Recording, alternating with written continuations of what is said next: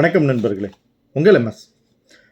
இந்த வருஷம் 10th public எக்ஸாமில் ரொம்ப ஈஸியாக மார்க் ஸ்கோர் பண்ணுற ஒரு ஏரியாவை பற்றி தான் நம்ம இப்போ பார்க்க போகிறோம். இந்த ஏரியா வந்து 8 மார்க் அப்படின்னோடனே உங்களுக்கு தெரிஞ்சிருக்கும். கடைசி கொஷின் 2 கொஷின் கொடுப்பாங்க, 46, 47. இதில் 46வது கொஷின் எது அப்படின்னு பார்த்தீங்கன்னா சப்ளிமெண்ட்ரி பேராகிராஃப்.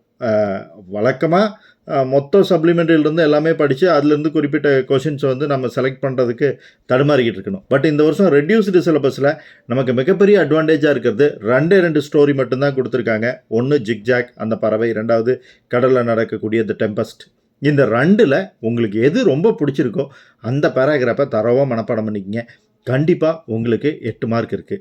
பேராகிராஃப் வந்து எழுதுறதுக்கும் உங்களுக்கு வந்து பெரிய லெவலில் மனப்பாடம் பண்ணணும் அப்படின்னு இல்லை. என்ன ரீசன் அப்படின்னு பார்த்தீங்கன்னா அங்கே ஆல்ரெடி ஹிண்ட்ஸ் கொடுத்துருப்பாங்க. ஹிண்ட்ஸை நீங்கள் டெவலப் பண்ணாலே பெரிய லெவலில் நீங்கள் மார்க் ஸ்கோர் பண்ணிட முடியும். இந்த பேராகிராஃபை பொறுத்த வரைக்கும் டைட்டில் கண்டிப்பாக உங்களால் கொடுத்துட முடியும். ஏன்னா பாடத்தோட தலைப்பு உங்களுக்கு தெரியும் அப்படிங்கிறதுனால இருக்கிறத வந்து நீங்கள் பிரித்து எழுதுறது ஒன்றும் பெரிய விஷயம் கிடையாது. ஆல்ரெடி நீங்கள் வந்து படிச்சிருப்பீங்க, உங்கள் டீச்சர்ஸ் உங்களுக்கு டீச் பண்ணியிருப்பாங்க. அதை ரெடியாக வச்சு டெம்பஸ்டா ஜிக்ஜாக்கா இதுலேருந்து எழுத போகிறோம் அப்படிங்கிறத முடிவு பண்ணிக்கங்க. 8 மார்க் உங்கள் கைவசம் காத்திருக்கு அப்படின்னு சொல்லணும். ஸோ இந்த கொஷின், அதாவது 46 சப்ளிமெண்ட்ரி பேராகிராஃப் வந்து உங்களுக்கு மார்க்கை அள்ளித்தரக்கூடிய விஷயம். இந்த வருஷம் உங்களுக்கு ரொம்ப ரொம்ப இங்கிலீஷை ஈஸியாக்க போகிற விஷயம் அப்படின்னா இந்த சப்ளிமெண்ட்ரி பேராகிராஃப் தான். ஸோ 2ல் 1 முடிஞ்சால் 2யுமே படித்து வைங்க, யூஸ்ஃபுல்லாக இருக்கும். எது ஈஸியாக வருதோ அதை எழுதிக்கலாம்.